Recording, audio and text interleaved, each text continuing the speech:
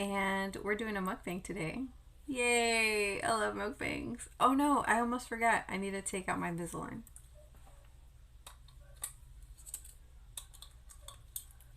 Okay, it's out.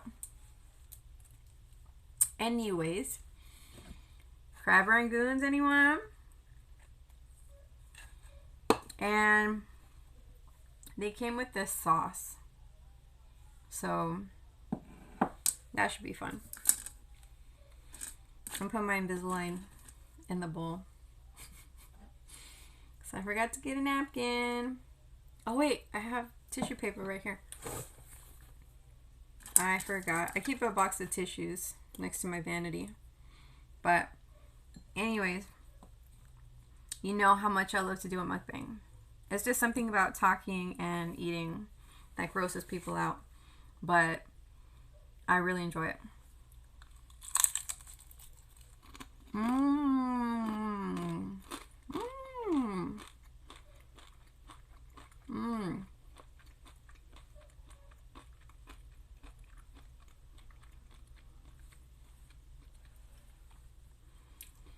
So these were prepackaged. And this sweet sauce is kind of spicy. It came with the Rangoons. Mmm. Mmm. Mmm. Mmm. See, if I would have waited a little longer, we'd be doing a crab rangoon mukbang with celery and blue cheese dressing as well. But I'm super hungry. Haven't eaten since noon. Finished up my work day. Went to the gym, showered, put in a load of laundry, and threw something in the oven for my husband. Oh. Gallo Mio says, stop making me hungry. So this is why I like to do mukbangs. Or I like to do this when I watch mukbangs. Grab some food and eat with me.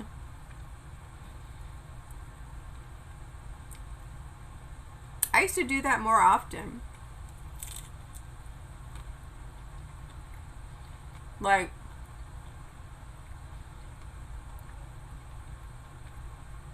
when I got hungry, I'd make myself something and then throw on a mukbang.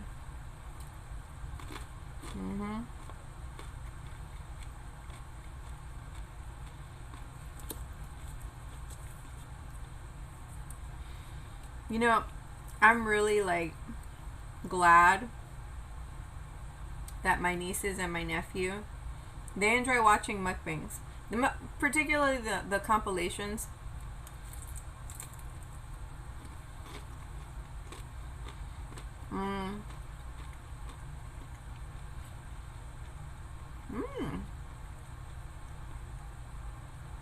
If you've never seen the compilation, they're usually themed, like biggest bites or the most cheese, you know?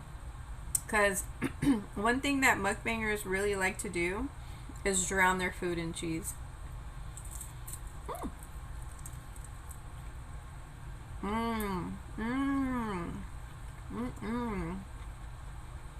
Oh, I like that. You want to know where I got these? All of these. I love all these.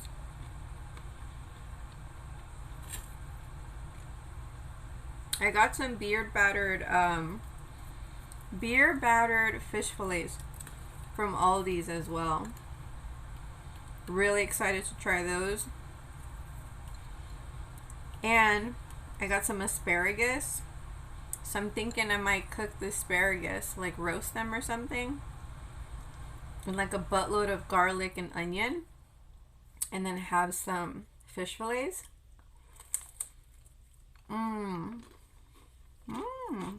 You know,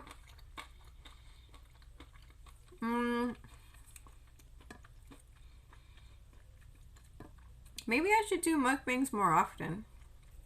Because not just because I like to do them, but because I feel like it'll help me cook more.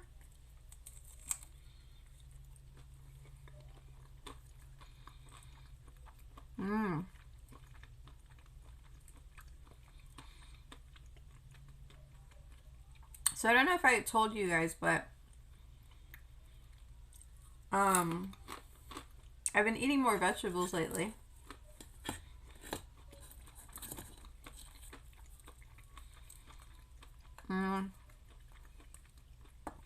Vegetables are truly the unsung hero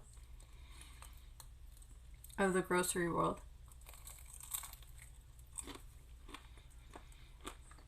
But if you buy fresh vegetables,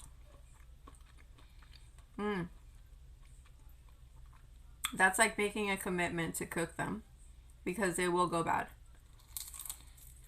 very fast.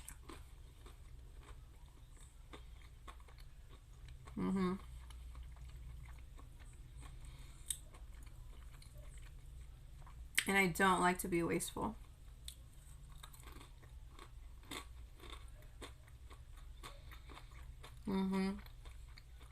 So when I buy vegetables, it's like I'm making a deal with myself to like, I'm committed to cooking and eating these. Oh my god, it's so nice. Yummy.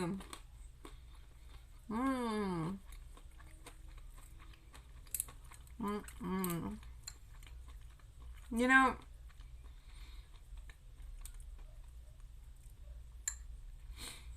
like obviously for you, like you're watching me eat,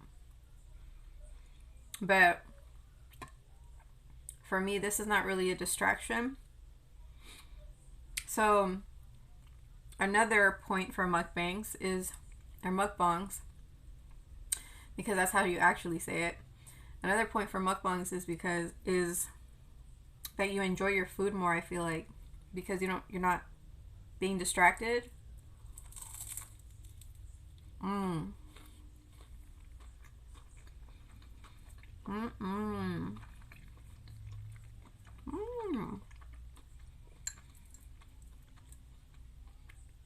Yum.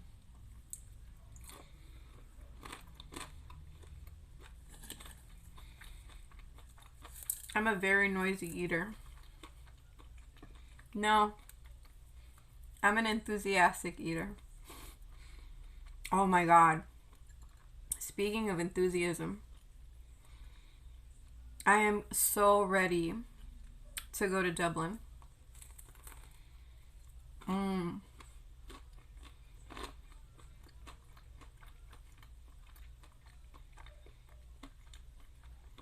They do fish and chips like no other. The food there is phenomenal.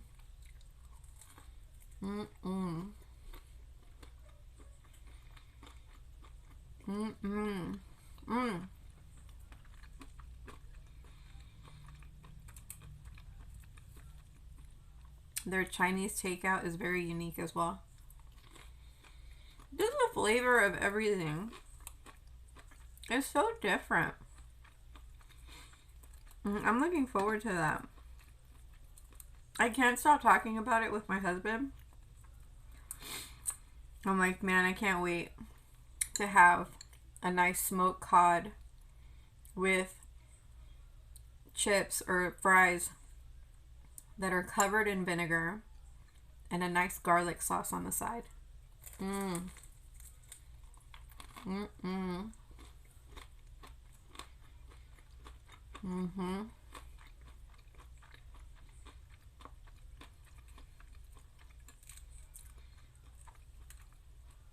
When I first went to Dublin, that was my first meal. My first trip to Dublin was my first over the seas trip. I had been to Toronto, which is international, but like never across the ocean. So that was my first big trip, and it was awful.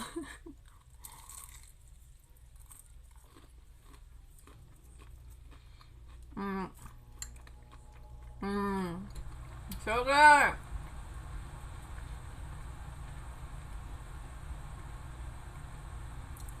Mm.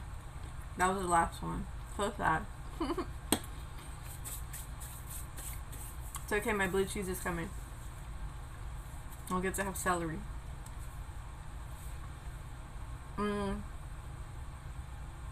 My first trip across the pond was so bad. See, I made the mistake of not really caring about connecting flights when I booked the flight. So my flight had 2 stops before the destination. So, oh God, it's all coming back to me.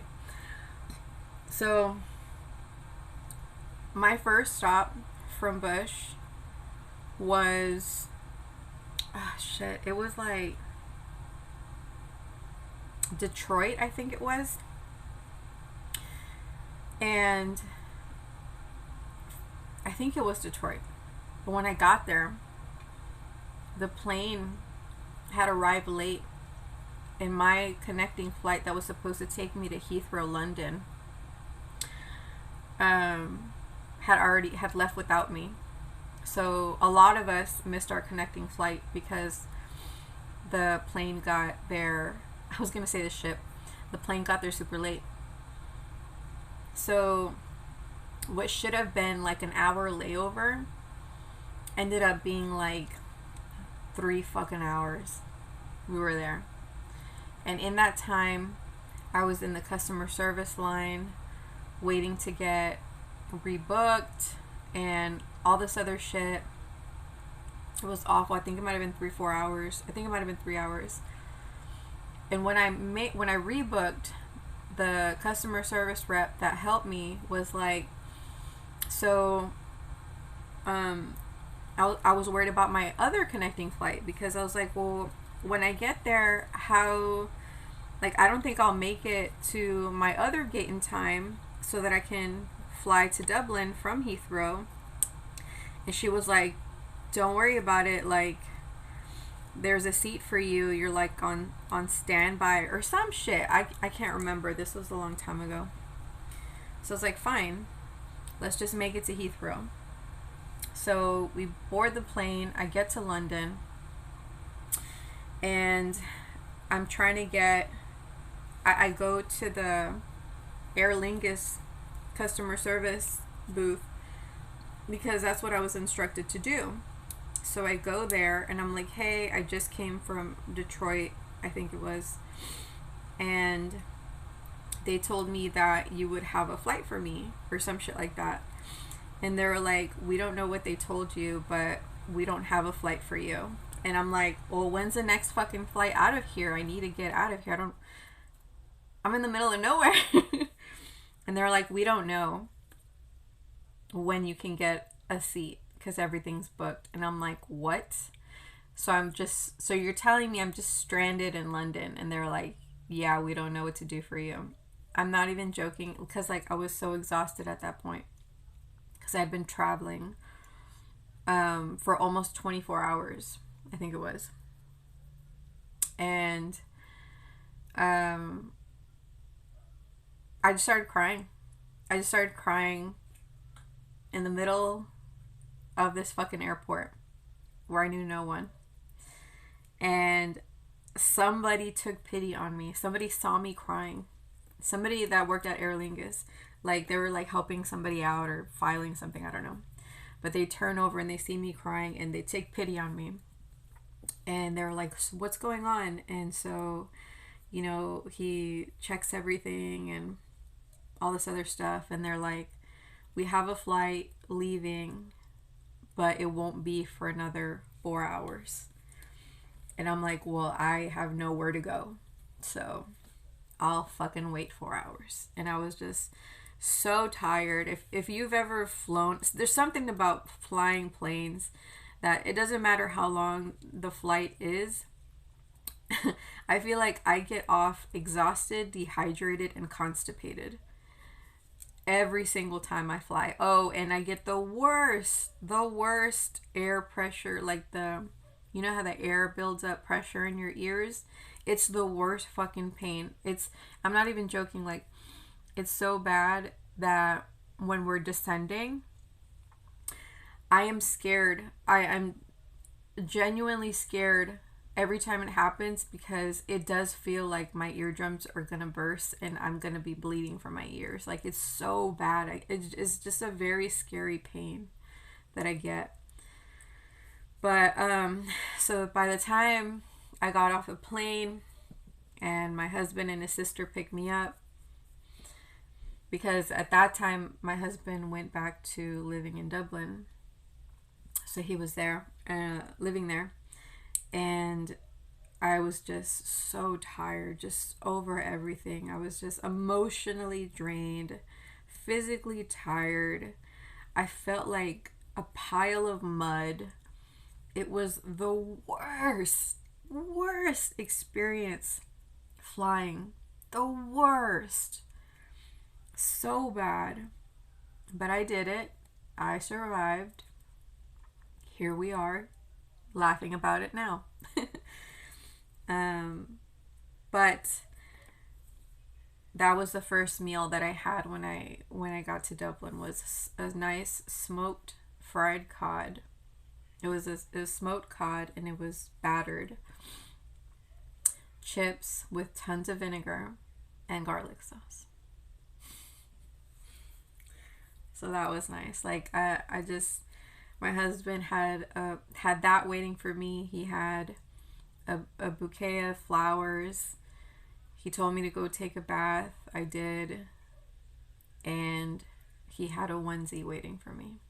You know those onesies with the footy pajama ones with the unicorn? It was a unicorn onesie and had like a horn on it and everything on the hood. So I just reveled in it because it was so soft and cozy. I still have it. And I ate my smoked cod. And I am looking forward to more smoked cod when I get to Dublin. So anyways, I hope you enjoyed this installment of Vlogmas, because hey, we're still going strong. The rules for Vlogmas, I think, are until Christmas. That's when the vlog ends. But I'm wondering if I should just do the whole month, because I mean, that was the commitment.